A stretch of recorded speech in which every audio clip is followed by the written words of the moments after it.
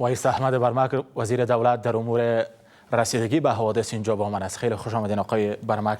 در مورد برنامه فراخوان گردآوری 393 میلیون دلار برای کمک‌های بشردوستانه به افغانستان بیشتر از شما میشنویم. چگونه یک برنامه است؟ بسم الله الرحمن الرحیم. تشکر از اینکه ما رو دعوت کردین و سلام و احترام خود به شما و تمام همکارا و مردم افغانستان میرسونیم. فراخوان کمک‌های بشری برای هر کشور، البته کشورهایی که متاسفانه در حالت منازعات هستند و کشورهایی که بیشتر در فقر و هنوز در محرومیت اقتصادی به سر میبرند، سازمان ملل متحد با دولت‌ها و حکومت‌هایشان هر سال در اوایل سال یا در آخر سال میلادی یک اپیل یا فراخوان و یا تقاضای کمک‌های بشری را برای جامعه کمک کننده جهانی او را ارائه میکنه و بر اساس از او البته این نیازها کلش در جریان سال بر اساس تجارب سال گذشته، واقعاتی که اتفاق میفته و نیازمندی‌های بشری که یا از اثر حوادث طبیعی یا از اثر حوادث غیر طبیعی در کشور اتفاق میفته هم از جمع‌بندی میشه و تعداد نیازمندایی که البته در سکتورهای مختلف به کمک‌ها ضرورت می‌داشته باشند، این البته در مشوره با سکتورهای مختلف حکومت ترتیب میشه و بعد از او به حیث یک سند تقریبا مشترک سازمان ملل متحد را به جامعه بین‌المللی ارائه میکنه که افغانستان هم سال گذشته عین سند و عین درخواست ما از جامعه بین‌المللی داشتیم و امسال هم این سند بر جامعه بین‌المللی ارائه شد و شامل سکتورهای مختلف است. اگر شما باز خواسته 393 میلیون دلار هدف تعیین شده. این پول تا چه زمانه گرد آوری خواهد شد و کیها این مقدار پول خواهند پرداخت؟ خب توقع ما این است که امی 393 میلیونی که ما از جامعه بین‌المللی تقاضا کردیم، سازمان ملل متحد و حکومت افغانستان، این البته هر چه زودتر اگر بتانیم که تعهدات جامعه بین‌المللی داشته باشیم از دونرها، گپ خوب است. یعنی باز امی روش عرف دونرها قسمی بوده که حتی سال گذشته وقتی که ما 417 میلیون تقاضا کردیم، شما شاهد بودین که حوادثی که اتفاق افتاد مثل قضیه قندوز، بیجا شده در ننگرهار و سایر ولایات و به می ترتیب زلزله اخیری که اتفاق افتاد در ولایت بیشتر متاثر شد.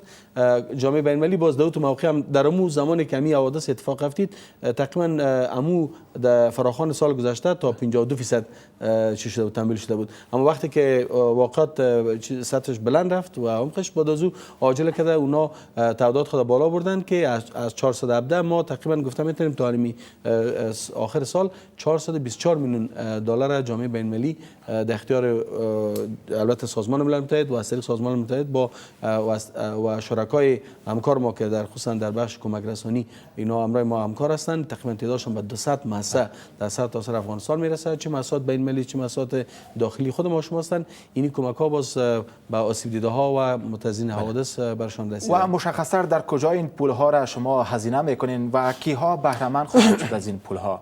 آیا تنها آسیب دیده های حوادث طبیعی و یا نه برنامه‌های دیگر؟ برنامه‌های دیگه هم است. ما خدمت شما اگر عرض کنم امی درخواست امسال هم که صورت گرفته چند بخش شامل میشه.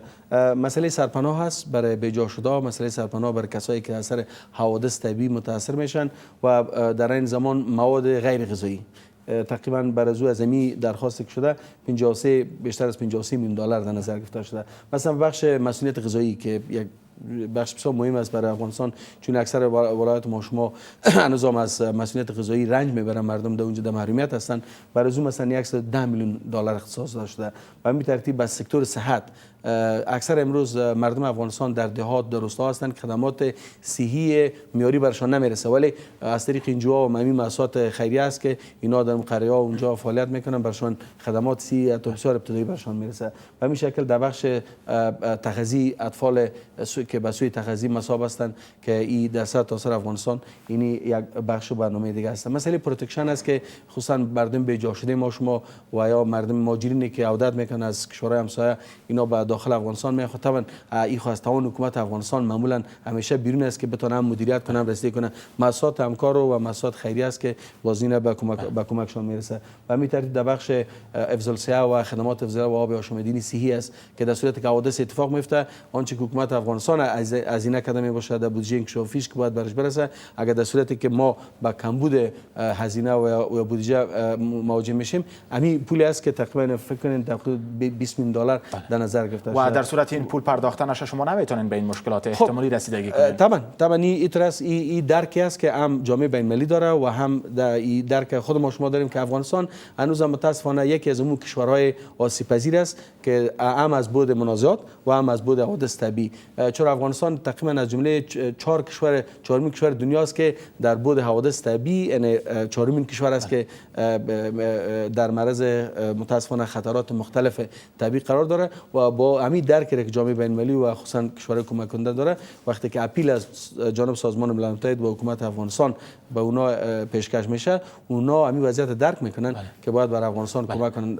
طبعا اگر اینمی درخواست ما فراخوان ما تمویل نشه، حکومت افغانستان متاسفانه با دست مشکلات اقتصادی و مالی که فعلا کسب بودجه خود حکومت افغانستان داره، طبعا به چالش بسیار جدی حالا مطمئن هستین در این فراخوانتان به این هدف میرسن، یعنی 393 میلیون دلار گردآوری خواهد شد؟ بله، کشورهایی که معمولا افغانستان تا از دههای گذشته، همین 3-4 دهه گذشته کمک کرده، مثل ایالات متحده آمریکا هست، مثلا خود بودجه سازمان ملل متحد است که از کشورها عضو کمک میکنن و مثلا کشور بریتانیا است، جرمنی است، سوئدن است، اتحادیه اروپا است، در مجموع که بودجه خاص خود دارن. اینی در مجموع تامین کننده بسیار مهمه یا عمده فراخوان کمک‌های بشری بر افغانستان خود بود. در افغانستان یک مقوله وجود داره. کانادا هست. بله، در افغانستان یک مقوله بیشتر سر زبان است.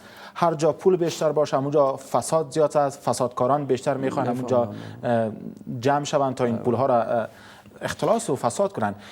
در مورد چگونگی مصرف این پول چی برنامه‌ای دارین و چقدر برای مردم اطمینان میتین به گونه شفافش هزینه خواهد شد و نیازمندان بهره‌مند خواهند شد؟ ما دو سیستم داریم برای پاسخگویی به وضعیت حالات ساری پیدا میشه. یکی از امکانات مالی و امکانات مواد غذایی و غیر غذایی که خود حکومت افغانستان در اختیار می داشته باشه، که سالانه برزو تقریبا از بودجه کد آلات استرار است، کد 92 است که سالانه تا حدود تقریبا بین 100 ببخشید در حدود 1 میلیارد افغانی، 800 میلیون 900 میلیون تا 1 میلیارد افغانی در حکومت افغانستان رو در اختصاص میده که این به همچ حالات که وقت ما مواجه میشیم از او استفاده میشه.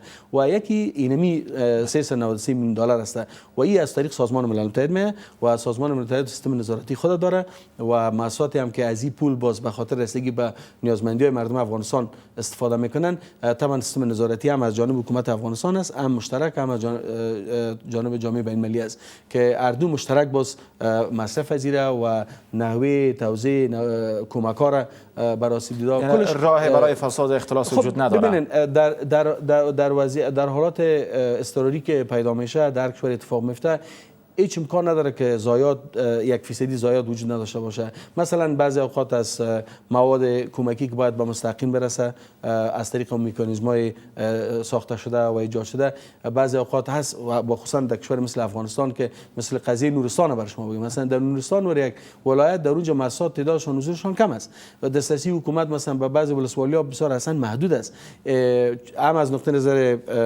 جغرافیا و هم از نقطه نظر مسائل امنی. اینال دونو تا جای آخرین کوشش خود ما میکنیم که از طریق شرکای کاری ما امی میزان یا سطح فساد باید به سطح بسیار پایین یا اصلا خب اول توقع ما است که وجود نداشته باشه. اگر احیانا اتفاق میفته خب مواد غذایی است شاید به مستحق نرسه، به یک نفر میرسه، توزیع میشه و از اون خاطر آخرین تلاش‌های خود هم ما از طریق ساختارهای خود و هم سازمان ملل متحد انجام میدیم که با نظارت مشترک امو چانس و فرصتایی که برای فساد اگر خدا نخواسته ایجاد میشه او باید به حد اقلش باشه. ویس احمد برمک، وزیر دولت در امور رسیدگی به حوادث، خیلی سپاس از حضورتان. تشکر از شما. سلامت باشید.